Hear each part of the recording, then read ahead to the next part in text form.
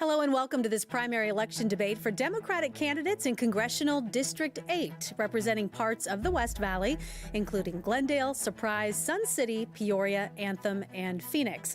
This debate is sponsored by Clean Elections, the state's nonpartisan voter education agency.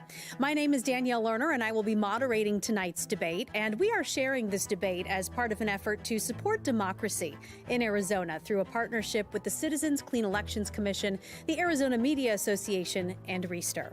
It is a partnership designed to make candidate debates accessible to everyone in Arizona. So that means this debate and dozens more between now and November will air on a long list of local TV stations, radio stations, and digital platforms, including support from local newspapers. This is a shared effort between hundreds of local media brands all across Arizona. Now, the format of this debate may be familiar to you, and we have tried to keep the rules simple. Each candidate will have up to 1 minute to make an opening statement, and the same for a closing statement. Candidates have drawn straws to determine the order of each of those portions of this debate. Throughout the debate, we will pose questions to each candidate, allow them to answer, and then make sure the other candidate has a chance to respond. Whenever a question is directed to a specific candidate, only that candidate's microphone will be open. At all other times, every microphone will be open. And thank you to voters all across Arizona who submitted questions for this and other debates. We've reviewed all of them to make sure every voice is heard. Now, additionally, candidates for this race will take part in a speed round at the end of tonight's conversation. And those questions have been given to candidates ahead of time. They'll have just 15 seconds to answer each one, but they have not been given advanced access to any other questions. And with that, let's introduce the Democratic primary candidates for this debate. We have Bernadette Greene-Placentia and Ray Keeler. Mr. Keeler, we'll start with you. You have the first opening statement. You have 1 minute. Thank you, Janelle, and thank you to the Arizona Clean Elections for having us. I appreciate the opportunity. I am a proud, moderate Democrat. I'm running for the Congressional District 8 in the Northwest Valley. I'm running to try and get things better for our community up in the Northwest. I've lived in that district for 42 years. I think Democrats want a candidate that is a Democrat, a strong Democrat that can actually beat the current MAGA election denier, Abe Hamadeh. I think I'm that candidate. Some personal information. I'm an engineer, software engineer, so I'd go from notes. Our family came here when I was 6. I'm a product of public schools, grade school, high school, started college, enlisted in the U.S. Army. 82nd Airborne Division is what I ended up with. Vietnam was my enlistment guarantee. They had to pull people out. They were pulling people out of Vietnam, so they let me go airborne instead. I got to jump out of planes. They paid me for it. It was fun. Mr. Keeler, that's 1 minute for your opening statement. Okay. We'll get more into both of your backgrounds in just a moment, but Ms. Placentia, you have 1 minute. Well, thank you also to Clean Elections and Danielle for hosting this, and thank you to the voters for tuning in. This is democracy in action. My name is Bernadette Greene-Placentia. I am a lifelong Democrat, and I've been fighting for democratic values and principles for my entire life. And I was a long-haul truck driver and small business owner for 27 years, 4 million miles. I like to say there's no part of the country I haven't been to, there's no American I haven't met. And that experience has taught me that when I came to Arizona, I recognized the diversity here in Arizona is exactly reflective of the diversity that I encountered every day out on the road. It is the knowledge of my experiences talking to those folks and being able to reach and work with people, regardless of party, that makes me the most electable and most obvious candidate that can be Abe Hamadeh. Thank you. All right, let's start by talking a bit about this district, District 8. It has been represented by a Republican for decades now. And so I'm curious, why do you think constituents are ready to switch course from their current representative after just one term and also elect a Democrat to this position? Ms. Placentia, we'll start with you. Sure. It's quite obvious that even though I think we can all agree 2024 was a very anti-democratic cycle. Yeah, the current representative, Hamadeh, received 46,000 less Republican votes. It was a change election. People were mad and they were voting against something That's going to be somewhat the same mentality this time around. As somebody who's worked with people across the aisle in my entire adult career, I realize that, especially to win back the working class that Democrats have kind of lost, we have got to present somebody that can reach across the aisle, speak to those people, but also that they'll vote for. And that's somebody that they recognize speaks their language, that understands and shares the same values, that knows the problems they're going through, that can say, hey, you know what? I take stuff out of my grocery cart. I shop for car insurance. I'm worried about the price of gas. I'm worried that my daughter has to wait for me to die to buy a house or get a home. So. All right. And Mr. Keeler, your thoughts on that? I think I am the most electable for this, in part because I'm a strong Democrat. It's on my street sign saying Democrat. I was an independent for 19 years prior to becoming a Democrat. All of my literature and everything is Democrat. I'm here to help because as an independent, I could select the Republican primary to vote against people that I didn't like. I thought that it would be better for us. I'm running to help our constituents and just make it work. American Bridge is a Democratic super PAC. They said that Abe Hamadeh is vulnerable. I expect to be able to beat him because of my credentials as on all of my life skills that I've obtained. We'll get to those.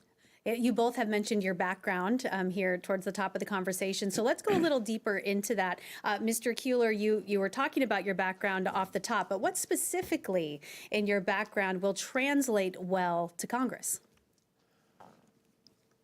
Let's do it this way. I am a software avionics engineer contract. I've worked around the country for FAA and making our aircrafts fly safely. They're very good at that. As a volunteer, I've been the government liaison for an 11,000 member nonprofit organization on science and land management and, on a large part, water. I've worked in 4 different countries, including the United States and 20 U.S. states, working as a volunteer for this. I know how to work under stressful situations. My work here in Maricopa County is part of the high-angle mountain rescue team, getting people that are hurt out in the field and getting them safely back to the hospitals. I can do this for Congressional District 8, working with them. Okay. And you mentioned that your background in the trucking industry has really exposed you to many people across the country, your ability to work across the aisle. Can you give some specific examples of how you've been able to work closely with folks who may not share your particular viewpoints? Sure. I was one of the first trucks to volunteer to go into New York City after 9/11, bringing in supplies. I was one of the first trucks to volunteer to bring water, of all things, into New Orleans after Hurricane Katrina. And when a lot of folks were sitting at home, I had all of my trucks, because I eventually started buying trucks, out on the highways running during COVID.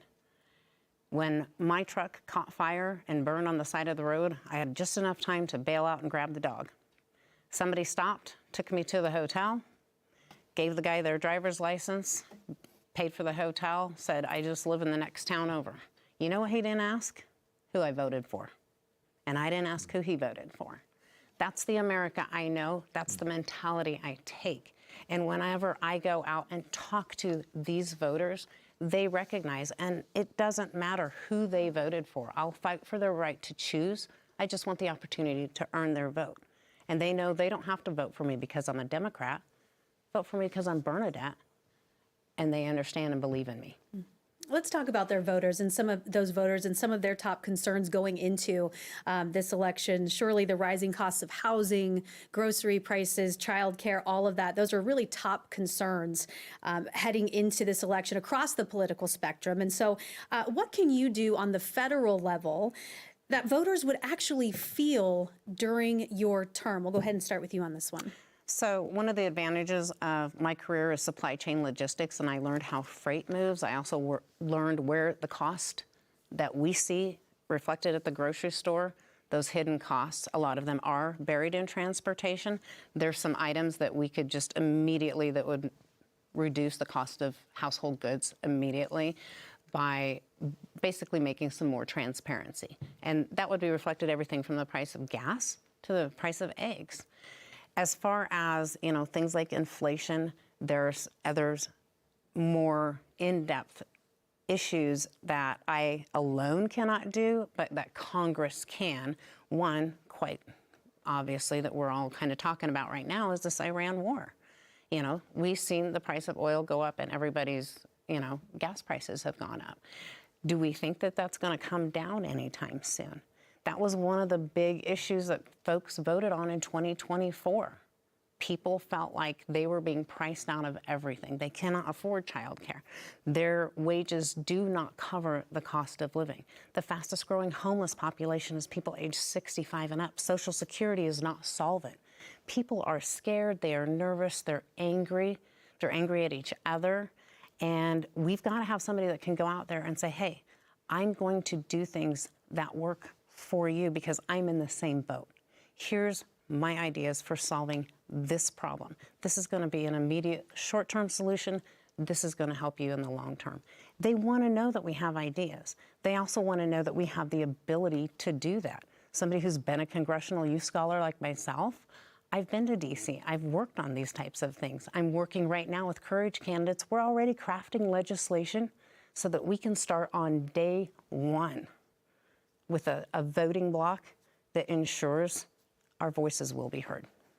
And Mr. Keeler, what policies would you champion in order to bring down the cost of living? The two biggest things right now causing inflation are the war and tariffs. Tariffs are almost 50% of the inflation now. The war is, if you noticed at the end of February when the Iran war started, gas was just under $3 a gallon in Arizona. Now it's over $4 a gallon. That's a 33% raise, and it was $4.50 a gallon. Just yesterday, they said that an agreement had been reached. It's only an MOU, and Israel wasn't part of it. Let's see how that works. It's going to take months, if not years, to get that back down if we get to that. The other one for inflation is the blanket tariffs. The blanket tariffs are bad. Targeted tariffs can be very good, but blanket tariffs just don't work.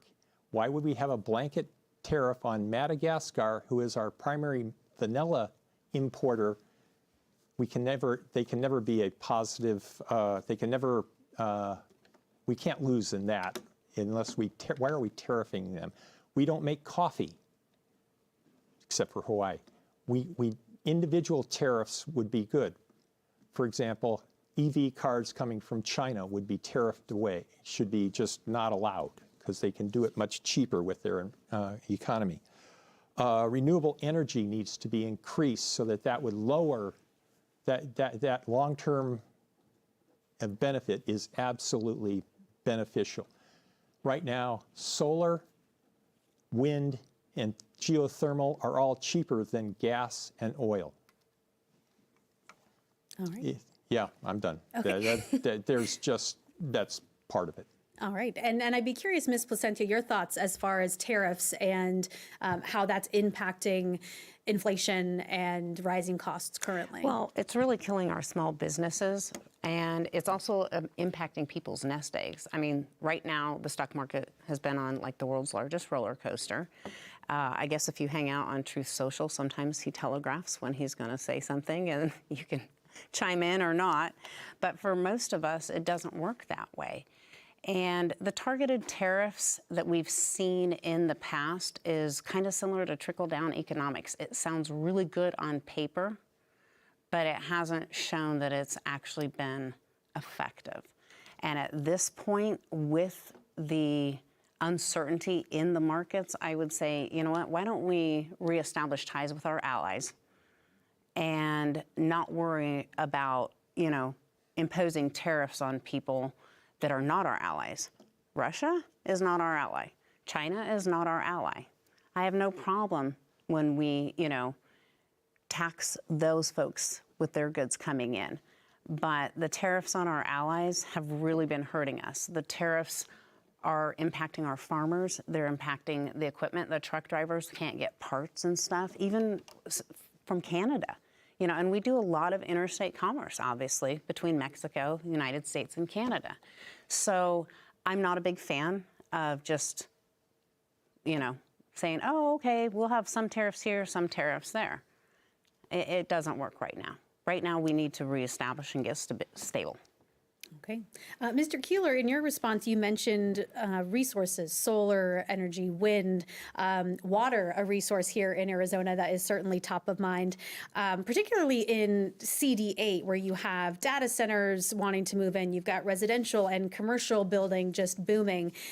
So I'm curious, do you think that our state should be prioritizing rapid development like this in areas like the West Valley, where water, there's a bit of a long-term uncertainty there with that? There is a big uncertainty on that. Let's touch on water just briefly, and let's use Surprise as the example. They have an ice facility that's being proposed. It's on pause. When the ice facility goes to full 1,500, as if that were the top detainees, they are expected to use 3.5 times as much water, 370,000 gallons of water a day. That's 3.5 times more than their biggest user in all of Surprise now. The mayor says we have no problem with water. Peoria is now drilling 2 wells to go 2,000 feet deeper.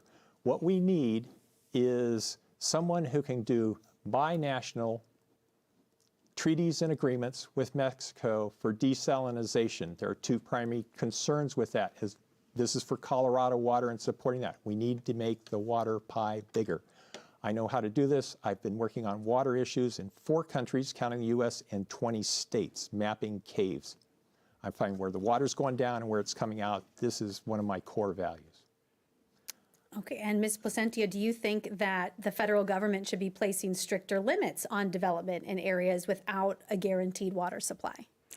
Well, I think that actually comes back down to the states. You know, Arizona is the 7th state that was part of the 7-state compact agreement. We do have, as Ray said, you know, the smallest portion of the pie, and we have the littlest say. Desalinization is risky. There's a reason why we have not done it on a mass scale. There's a reason why cloud seeding, you know, we don't want acid rain in Arizona. Somebody who has supply chain logistics, I'm used to taking goods from one place and taking them to another, and I suggested to some of our current elected officials, why don't we just build a pipeline and trade solar? We have 300 days of sunshine here in Arizona. We could be leading the nation in green energy. Trade that solar to states like Alabama, Louisiana, Mississippi, where they have plenty of water, and bring that water back. That would allow us to sell some of that water to, say, West Texas. New Mexico could have buy-in, Nevada, even California. These are things that we're going to have people who think outside of the box. The other thing, as far as like these data centers, I know that we just recently here in the Arizona legislature did pass a budget, and they did place, I believe, a 3-year moratorium. That moratorium was only on incentives for new companies coming in. And Arizonans need to understand that those jobs that they create, they're temporary. They're going to go away faster than our water supply. And we're going to have to come up with different sources of revenue, different sources of good paying jobs. And we need to understand that right now, those are water intensive. They're drawing so much power. You know, I think this administration actually proposed opening a coal plant here. We're going to, you know, fire that stuff up again. That does not help the environment. So we need to be thinking about smart, but we need to be thinking about the future. So I have children. I'm assuming Ray has grandchildren. They're going to inherit this. Mr. Keeler, your thoughts on data centers and how she was saying, you know, the need to think beyond, you know, that 3-year moratorium and what happens after that. Right. There are 3 things that data centers are going to be affecting us the most. One is electricity, one is water, and one is impact to our current citizens there. For perspective, in Arizona, there's 86 to 100 operational data centers in Arizona now. There's a statewide. Of those, in addition to those, there's over 150 more facilities that are either in planning or construction. And thank you, Governor Hobbs, for putting the moratorium on no taxes for the tax deferments, I guess you'd say, for the data centers. They need to pay their share of the bill.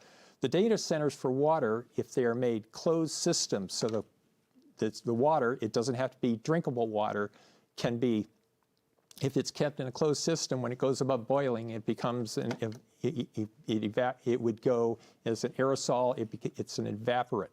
If it's a closed system, it can be recondensed and no water loss. So that can be taken out. Wait a second. You're out of time. Yeah, it's flashing. Yeah. Oh, it's flashing red. Yeah, let's continue though with this topic, because I know this is a very big topic, particularly in the West Valley right now. So we've talked about what's being done on the state level, but as far as the federal government, should the federal government be doing more to regulate data centers then? We'll start with you on this one. Sure. I think that anytime we get into regulating an industry, we have to start looking at what's going to be the impact. And here in Arizona, because we do have, the water supply issues, the data centers, which may draw a lot of water, when you're in a desert, that's like, oh no. But again, in those states that I said that have a lot of water, that's not necessarily going to be the same impact over there. They may want more of those jobs. It also depends on who you have in the community and how well they are trained. That kind of rolls back into refunding public education and the Department of Education, because we want to make sure our students are qualified and get, high-paying jobs. And a lot of the data centers, again, those are temporary jobs. So is that short-term gain worth it of what we're going to get? And at the federal level, I think that we need to start looking at the impact across the board, the grid, and see where, these people are going in and what resources they're using. Because yes, it's a state, but we're the United States. So anything that does impact here could eventually have an impact there. Is this a resource that we can be shared? Is this something that we at the federal level need to get involved in? Or is this actually one of those where it is better on a state-by-state basis? Mr. Keeler, is this a federal government issue or more of a state issue? For water, it's a federal government issue as well as a state issue. There's recycling, there's conservation, but we need to increase the water pie. If we bring water in from Mexico, bring it up to Yuma, and then desalinate in the United States and coat the ground so that it does not leak into the aquifer, we create our own Dead Sea. We can do that on the Berry Goldwater firing range. It's on federal land. That way it takes away the environmental problem from Mexico, because putting brine back in the Gulf of California would just mess up their fishing industry. There's environmental things. And it would also mean that we would not have a security issue of bringing fresh water up from Mexico, where straws would go in for the 65 miles to take water out of it. I am all for this. I know how to do it. I've actually looked at data sites to places to do that. What it means, okay, so that's the water portion. What was the other half of the question? Well, it was about the data centers. Should the federal government be doing more to regulate data centers? Water is not a problem if it's a closed system, because it's evaporation. The water does not need to be drinkable, same as what's on golf courses. The water needs to be a process to take salt out of it if the water's discharged. It's actually killing some people's greens out in various places. So yes, that's a distinction. But the water is not the problem. It's the electricity that they're using and the impact of the people. And that's where federal land can happen for leasing it for solar panels. Arizona should be the solar capital of the United States right now, flat out.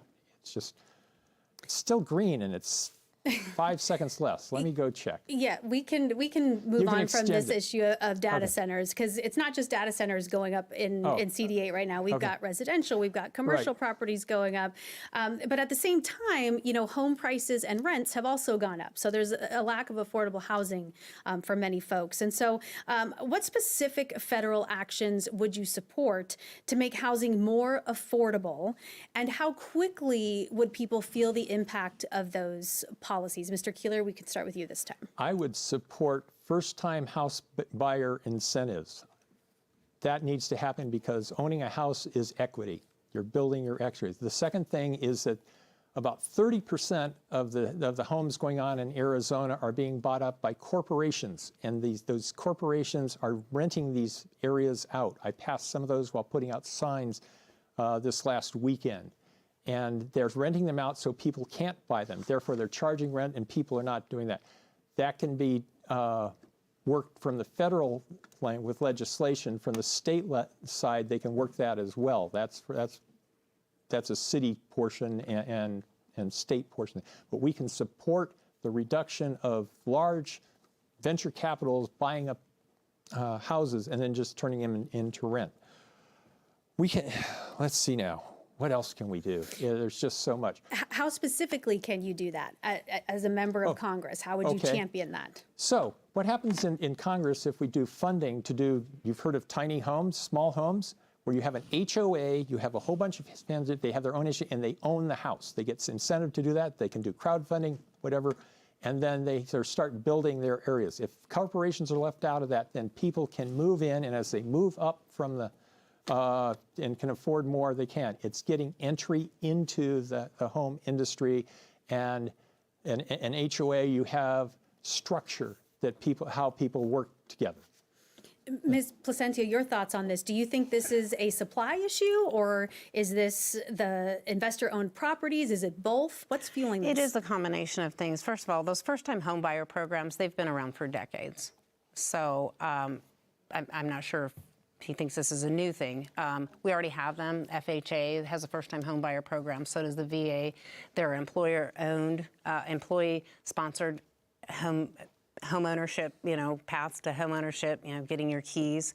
But as far as the tiny homes thing, that's great in some certain areas. Governor Hobbs, I want to say it was in 2024, they attempted to rezone to make the lots smaller. And they realized that the impact of doing that actually concentrated. It was almost like, okay, we're going to make Phoenix into New York City, and people were going to be more tightly packed into these areas. The problem is, you still have the same supply as, the same people wanting it, but the supply, those folks, whatever first-time homebuyer program or whatever incentives that they give, they'll just tack that onto the price of the home. That doesn't do anything.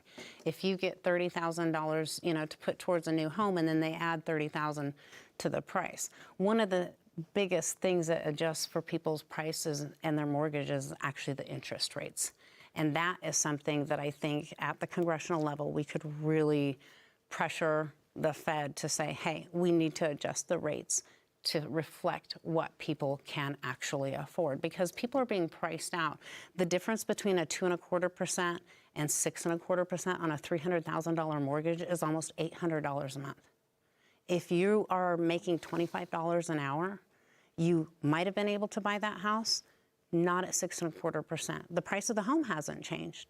So that's like the most direct way to lower the price and increase home ownership is by keeping the rates low enough that folks can buy into it.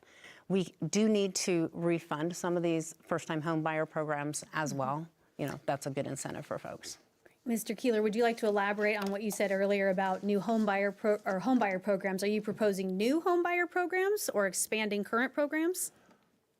I'm talking about the concept of working with people in Congress to help support from the federal level to cities and states where if you set up the structure of people, say a 2-acre plot, we'll make it small, and you have an HOA that's set up, and then the people have ownership into those houses, we can set it up with helping from the federal level can help those people get in there, and one of the limiting factors can be not jacking up the prices because of everything. Its equity is one of the keys to making people actually gain in material, just flat out material wealth. The interest rates can be brought, if the interest rates can be brought down, the primary way to do that is to get the economy up and going. One of the things I'm still in green. One of the things I've noticed out pounding stakes. Yep, we'll circle back to the economy. One more question on this particular issue, though, because I think it is very important, especially for this district. Many seniors in communities like Sun City West and Surprise, worry about rising housing costs, property taxes. And so what should Congress do to help older Americans stay in their homes? Mr. Keeler, you could start this one. Older Americans staying in their homes is... What are you relating it to? Are you just saying they're out of money, or? That could be one factor contributing to it, or, cost of living. Inflation, okay, let's do senior concerns, basically. Sure. Seniors, their Social Security needs to keep up with inflation minimally. So the Social Security should be related to the inflation that's going out. Seniors need to have... we're talking about, you're trying to relate it to homes. I think their bigger concern right now is things like Social Security and not getting it privatized. Republicans are trying to do that. I would be just stalwart defensive to not having that happen. Same with Medicaid. That needs to be stabilized. They are vulnerable if it's privatized. There's so many different ways you can help seniors out, and some of those, how do you say it? Some of those ways have been removed by Republicans and DOGE in the last couple months, and executive orders, and our current congressman is supporting him, and I'm just against that. Okay. Ms. Placentia, your thoughts on that? We have 4 times the amount of seniors in Arizona's 8th Congressional District as most of the other districts. And as I mentioned before, the fastest growing homeless population is those age 65 and up. It's not just that Hamadeh supported cuts to Medicare, cuts to SNAP, which impacted the seniors in our district, as well as kids and families across Arizona. It's also the fact that Social Security, because so many of our seniors rely on it, and Bray alluded to this, it's not keeping up with inflation. That's where whatever their fixed income is, it's not going to change. They're being priced out. Their fixed income that maybe paid that rent that they were in, and now, I have a 76-year-old who sent me 20 bucks, and she was like, hey, I'm like you. I'm a driver now. That's her 3rd job. She gets Social Security. She's working as a cashier. Now she's doing Uber Eats and everything at 76 because she does not make enough and earn enough to stay in her home. And she would be facing homelessness. She cannot adjust for the rising cost of rents. That is where I think that at the federal level, Congress can step in and say, hey, in the communities where you have residents that are on a fixed income. They do this in New York City where they fix the price. And it is that price, and it's not going to raise. So that cost of living increase that they get from Social Security can maybe help them pay for their groceries, pay for the car insurance that they need, their medications, which is another area that Congress needs to have some significant oversight with reforming the ACA and making sure that we are competing on drug prices and lowering the price of drugs for not just for seniors, but for everybody. And that comes back to competition as well. There's too many conglomerates. We see it here in Arizona with the grocery stores. Yeah. Mr. Keeler, your thoughts on that as far as bringing down prescription drug prices? There is significant ways that we can reduce the health care costs for Medicare, Medicaid, and drug prices. One of those, I'm strongly supporting reducing the health care costs. We can require require the publication of prices of the medical procedures that we're doing. If you go and get your car fixed, you want an estimate of how much it's going to cost. If you're going in for a medical procedure, you should be able to ask about how much it costs. You should be able to shop between the different hospitals or medical facilities to find out about how much it is. What that does is it actually becomes a competition so that you can do that. We should for pharmaceutical drugs, we should be able to negotiate at a federal level for generic drugs. We need to be able to say the patent has expired. We need to offer that from the federal government as the most inexpensive way that's producing the same results as the name brand drug. They had the earliest. All right.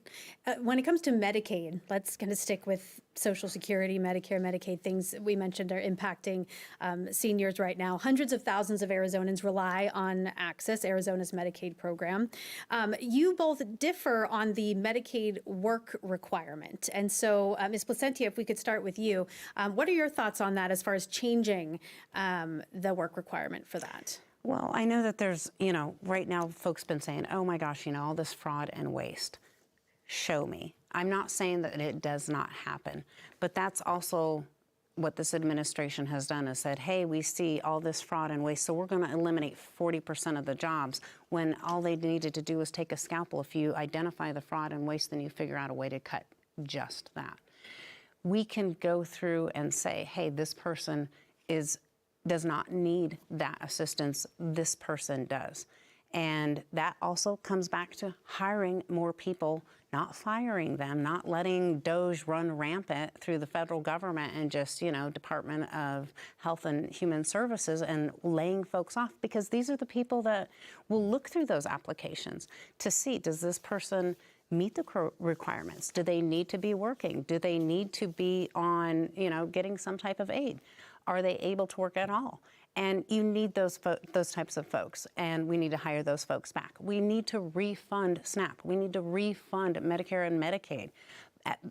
Bring it back at the minimum to the levels it was, in like 2024, before this all happened.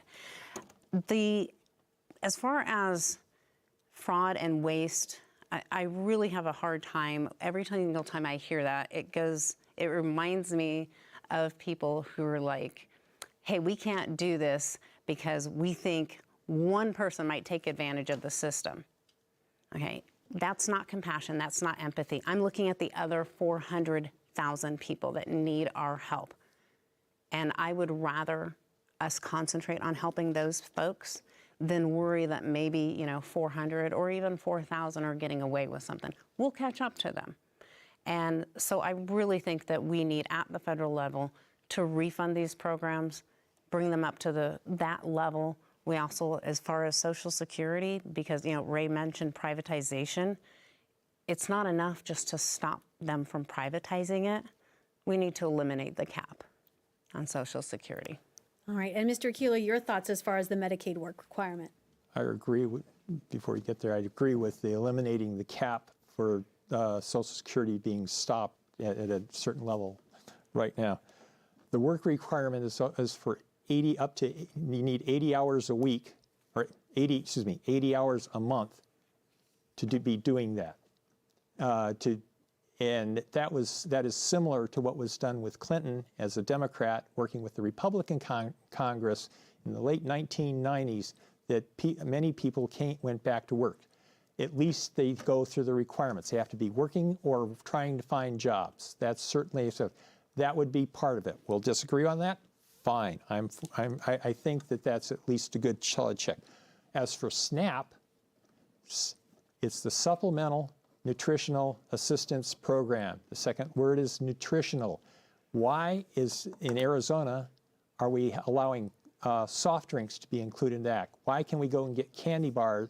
Why are people and our taxes going to get candy bars and Circle K's or fast food places, not to mention other things, ice cream and the like, instead of making it nutritional items?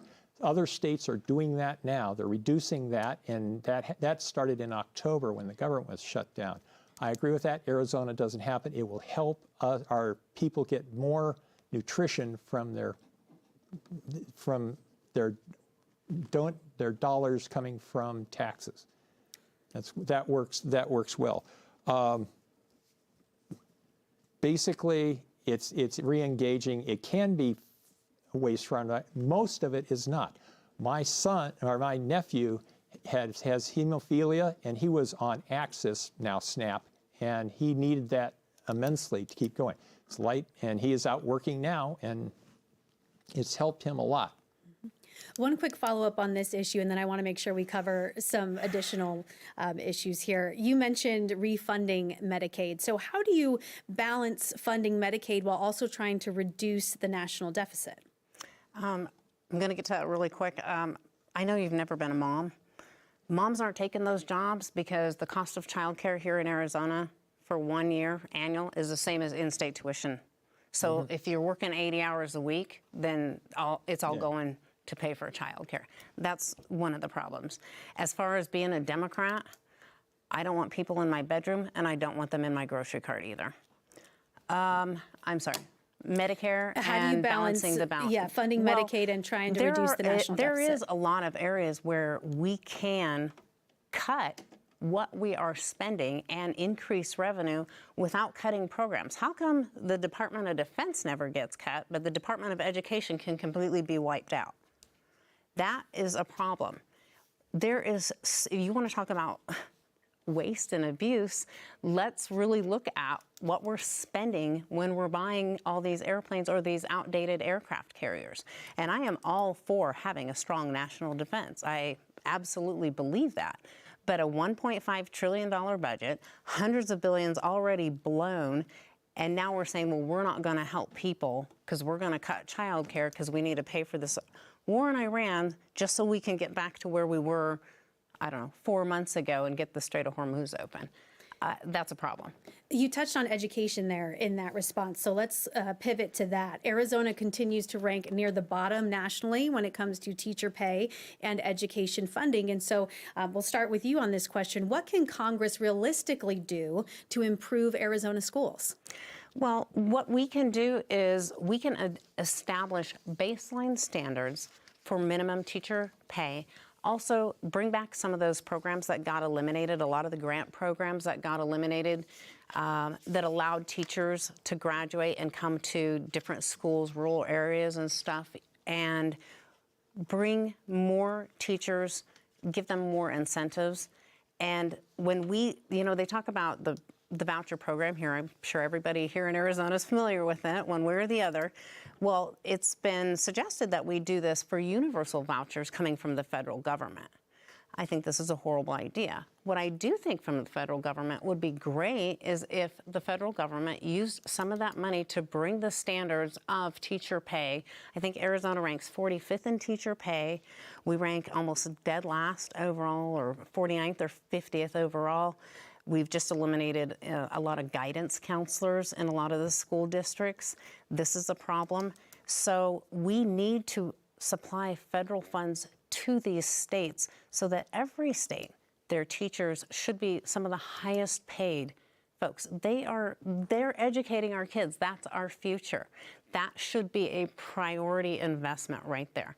The federal government needs to invest in education for future generations. Your thoughts on how the federal government can help improve and support Arizona schools? Very first thing they should do, we touched briefly on military, is the $1 trillion budget is the highest right now. They're trying to raise that to $1.5 trillion. This is not an open checkbook for the military. I'm all for we're getting to education. I am all for a solid defense of the country. That $500 billion that they are trying to spend on that should in part go to education because of several reasons. One, teacher pay, we are the lowest. Arizona just had tax cuts again, and our teachers are the lowest paid in almost all of the country. Our students are being affected by that. Our teachers are working overtime. They're taking it out of their own pockets. I am just appalled at how poorly the Republicans are trying to not pay our teachers. Let's talk private schools versus charter and religious and homeschooling. the dollars should go with the student. The dollars that are in public schools should get that whole amount, whatever that dollar amount is. Some of the overhead in keeping records, in making sure that all of our public institutions have the proper records so that they can certify that students have gone there. The public students should get all of those, because we as the state, the government, contain that. We should, for education, I would really strongly promote trade schools and community colleges, and supporting those from the federal level, so that our working people can get certifications and trade authentications that they are the journeyman electricians, commercial licenses, et cetera. Yeah, let's talk more about those pathways of workforce development. For many people, higher education is becoming out of reach because of the pure cost. And so are there things that the federal government can be doing to help create some of those pathways, whether it's trade school or community colleges? Can they be doing things to make higher education more accessible to Arizonans if they so choose to pursue that? Sure. So I am obviously, as a truck driver, I did go to truck driving school, and I am a huge proponent of trade schools and vocational technical education. I think that should be, we have West Mech in the West Valley, and it's IVETS on the east side of the valley. These are great programs because a lot of the students can start these programs in high school, and by the time they graduate, or within a year of graduating high school, they're actually getting their certification and licensure. This is some of the money that needs to be rededicated, coming from the federal government, into strengthening and building up, because it's not just that the cost is so high for higher education. There's a lot of kids that they kind of feel like that's their only option, and they're pushed into it, and that's not really what they want. We need to look into more apprenticeship programs, more internships, and those are with your small businesses. We should be giving more incentive to small businesses to hire and train students. We should be strengthening our unions, which are great at having apprenticeship programs, so that when people transition out of it, they get a good paying job. These are all things that we can do at the federal level, strengthening unions, not trying to break them, rededicating resources to secondary, education that is not just necessarily higher education. And also, as far as if anyone's ever filled out a student loan application for their kid, it goes off of the parent's income. That's a really tough pill, because what they say you're qualified for, you're barely making it. I wish my husband and I could have sent our 21-year-old daughter to one of our in-state schools. We couldn't do it. And a lot of parents are in the same boat. So we probably need to adjust that of who needs the assistance as well. And Mr. Keeler, you did mention championing some of those workforce development pathways. What specifically would you be able to do in Congress to make that happen? Set down criteria so that they become national recommendations for trade schools and community colleges to get the various degrees. For example, nursing was just brought down from a professional degree, and now they're saying that that's not a professional thing. That came last year. That just doesn't work for me. I don't think it works for a lot of people. We need to bring down we need to standardize trade schools. And if you're trade schools for electricians would be an example. Big electricians, not microcomputers or things like that, so that they can actually say that they can go from one state to the other, and these are the minimum criteria to be certified in Arizona versus certified in New York City. I was an EMT for 8 years. I had a state certification. I did not get the national certification. I was on the mountain rescue team, and we had people rated higher than that. But that capability is around. We can do those at those levels.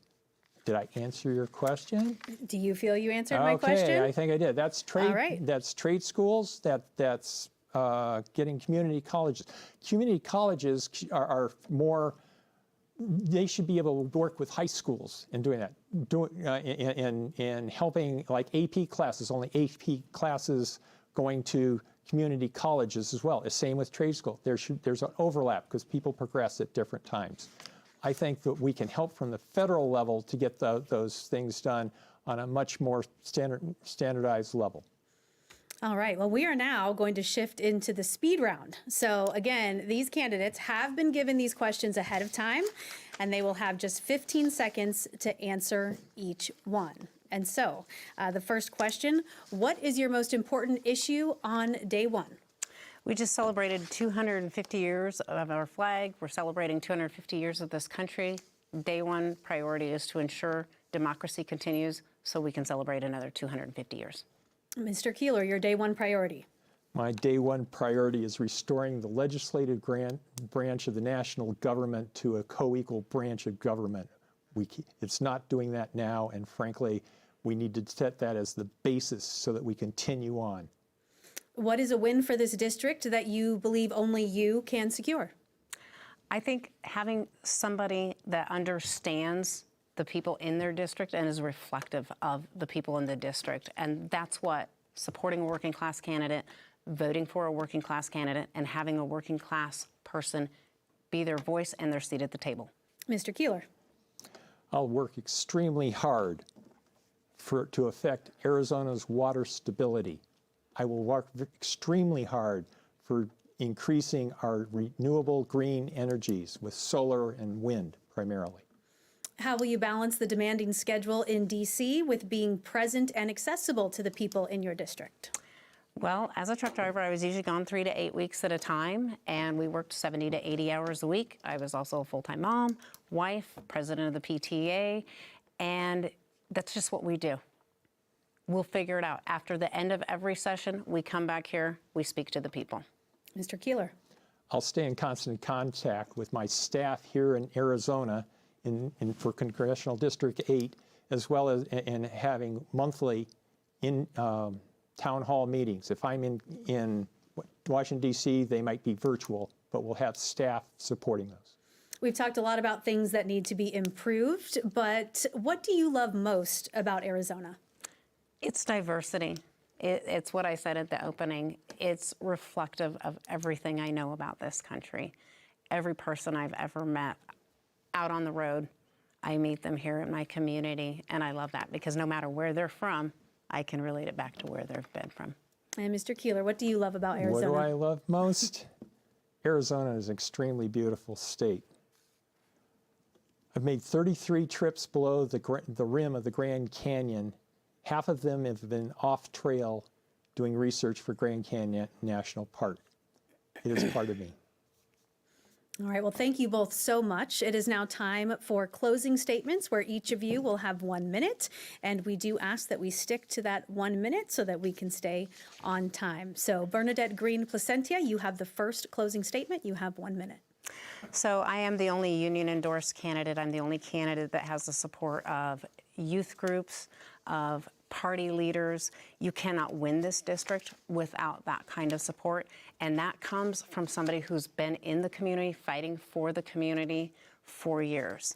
You cannot win if we go up there and we expect things to be different and you don't have the ability to do that. I was proud to be endorsed by Courage candidates. As I mentioned before, we're already working together so that on day one, when we get to Congress, we have a strong enough voting bloc that we can ensure that people's voices are heard on bills that will have an immediate impact as well as long-term impact. You need to have somebody who can articulate and speak to voters. I'm not a professional politician. I was a truck driver for 27 years, and I'm very, very proud of it. But I also know my people, and regardless of the letter after your last name, you're my people. Ray Keeler, you have 1 minute for your closing statement. Magic has happened. My closing statements have disappeared. Okay, here we go. Wasn't me. Here we go. I've lived in this district for 42 years. I've watched it grow. We are under some serious attack from several areas. I believe I can help. I can believe I can beat Abe Hamadeh. He is the MAGA election denier. He doesn't live in the district. I've been an independent for years and years. I've talked with both sides. I have helped people out on volunteer as well as work things. I work in high stress and volunteer in high stress conditions. I will just do my absolute best. I'm very transparent. Everything I've done for 30 years professionally has been, I have to make those repeatable and open to the FAA. I have to get people out alive on rescue teams. I can work well with others. You get people together and it happens. All right, thank you, Mr. Keeler, and thank you again for being here. That is all the time we have for this primary debate with Democratic candidates for Arizona's Congressional District 8. On behalf of our partners at Clean Elections, the Arizona Media Association, Reister, and Sneaky Big Studios, thanks for joining us.